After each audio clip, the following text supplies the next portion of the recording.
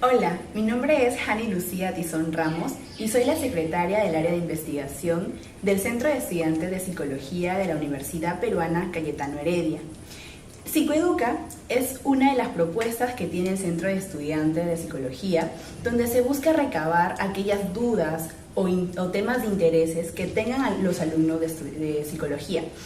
En esta oportunidad nos encontramos con la licenciada Vanessa Brenner, quien nos va a brindar información más a fondo sobre la educación afectivo-sexual, uno de los temas más propuestos por los estudiantes de psicología.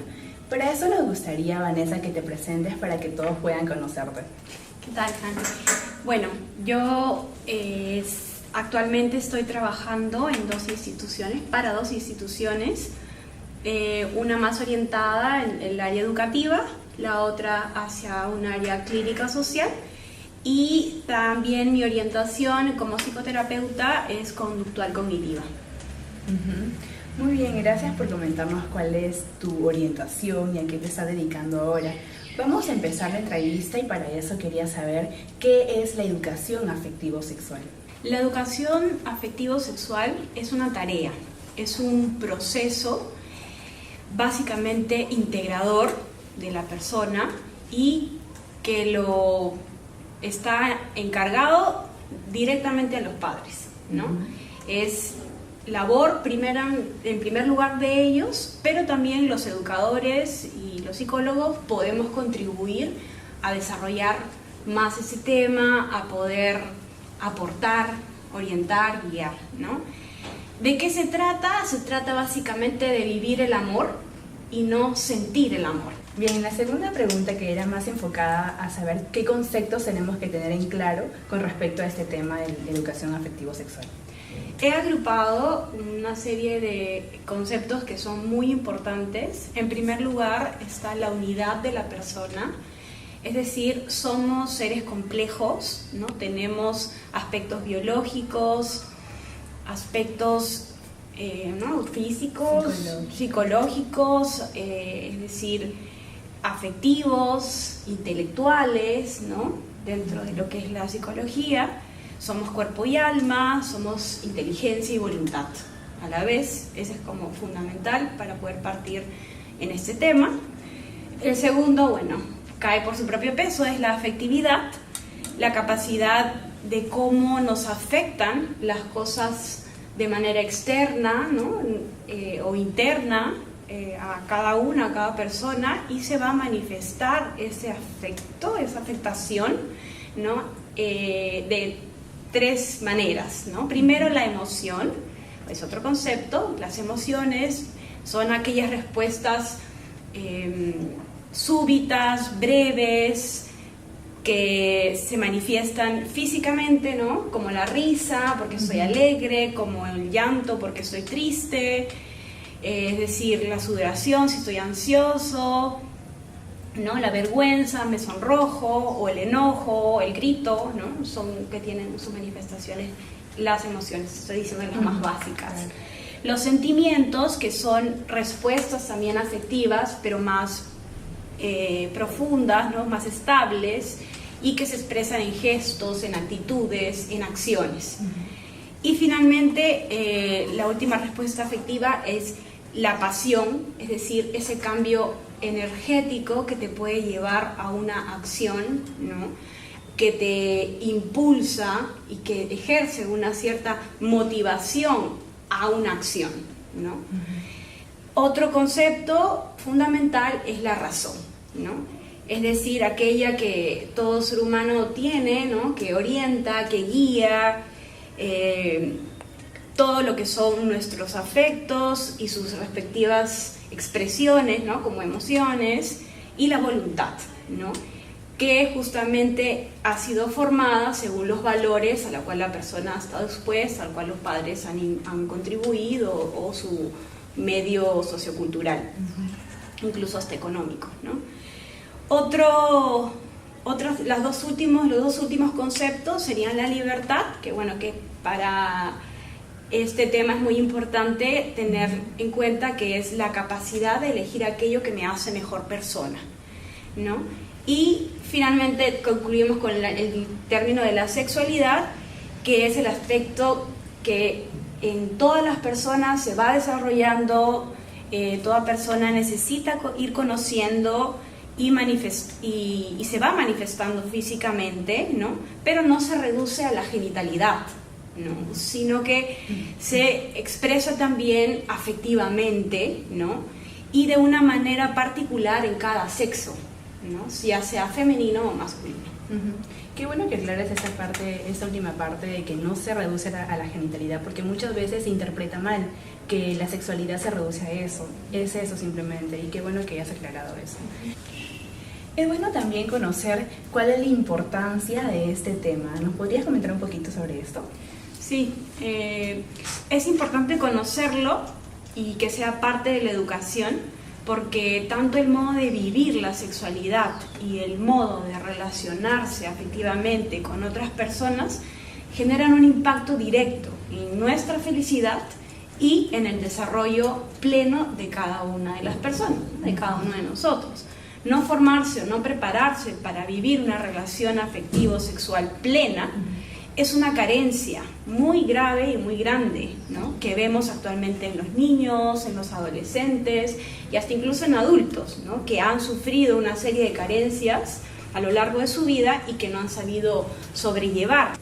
Yo lo pongo así, como nadie nos enseña a amar, nadie, como hemos escuchado por mucho tiempo, nadie enseña a ser papá o ser mamá, ¿no? Y por ende se construye, ¿no? Se da todo se crea lo que son las escuelas para padres.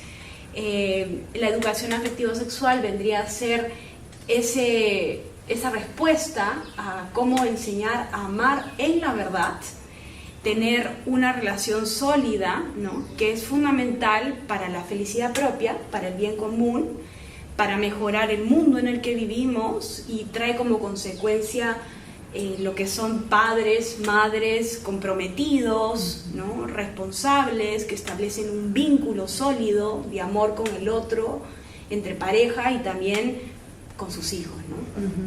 Claro, y creo que es importante también de que esto se enseñe desde pequeños. Lastimosamente ahorita no contamos con una educación sexual integral, lo que nos dificulta un poco es abarcar sobre ese tema. Entonces, ¿qué es lo que debería saber un niño o un adolescente sobre el tema de la sexualidad, digámoslo así?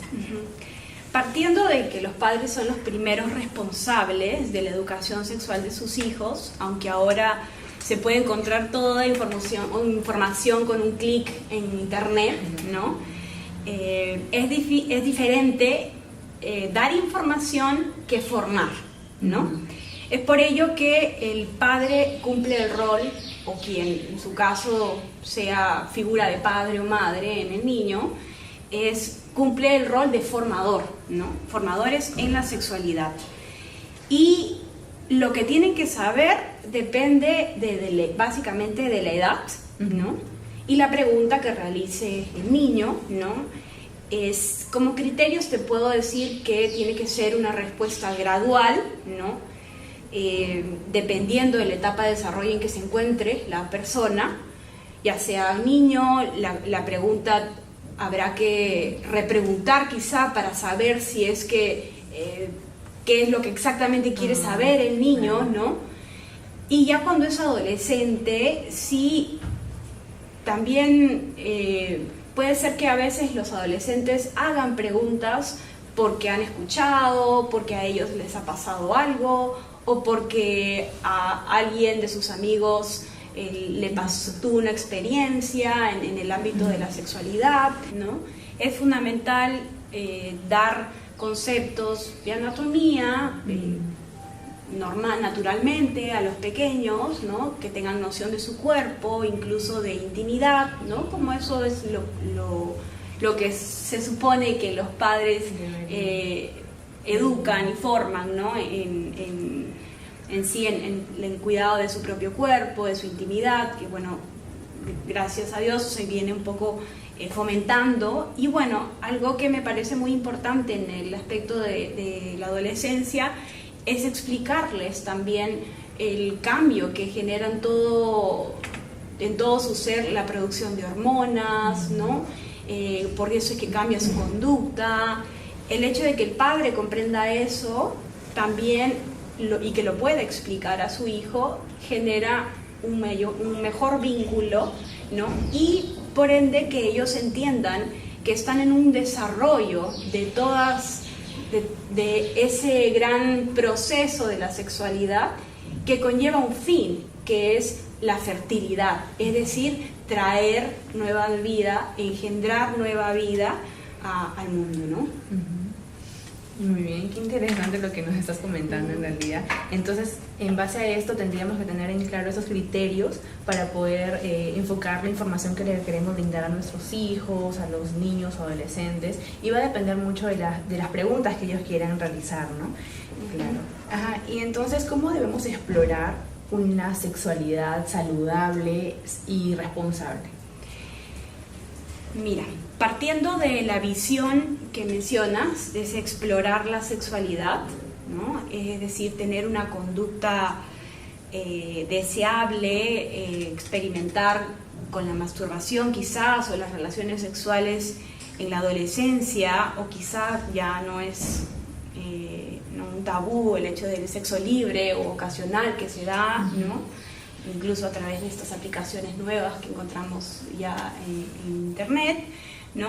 Se da en todas partes del mundo, no solo en nuestro país, y ya sabemos incluso que el inicio de la sexualidad se da muy tempranamente ahora en los niños de 11, 12, 13 años, ¿no?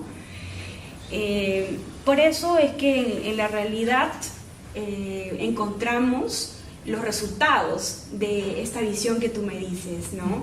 De explorar, que son básicamente los datos sociológicos y sus consecuencias, los embarazos adolescentes, la propagación de las enfermedades de transmisión sexual, ¿no? De las que nadie habla y que sí existen y se dan, ¿no? En el mundo entero y en nuestro país, y es fruto más o menos de lo que tú me dices, de esa exploración, ¿no? Por eso yo no hablo de explorar y de ir sobre un terreno desconocido, ¿no? Lo más que se pueda, porque es una visión problemática, ¿no? Pues trata de avanzar en un terreno desconocido, ¿no? Lo más que se pueda, pero no ayuda a un buen desarrollo afectivo sexual. Hay que comprender quién es el hombre, entenderlo en su integralidad, ¿no? Y cuál es la orientación de la sexualidad, ¿no? Como te decía anteriormente, no es generar vida, ¿no? Yo pienso que ha de vivirse plenamente cuando uno esté preparado para ello. La sexualidad no se vive plenamente cuando se desliga de la afectividad, ¿no? La persona va a vivirla adecuadamente y va a poder disfrutar su desarrollo afectivo sexual cuando esté preparada, cuando tenga un sentido mayor, maduro, responsable, que lleve a un compromiso de ser padre, ser madre, formar una familia, que es algo que todos anhelamos y deseamos profundamente las personas. No reducir la sexualidad a la simple obtención del placer para uno mismo, no disociarla de esa parte afectiva, emocional, ¿no? Porque lo que ocurre al final es se termina desvalorizando a la persona humana, su dignidad.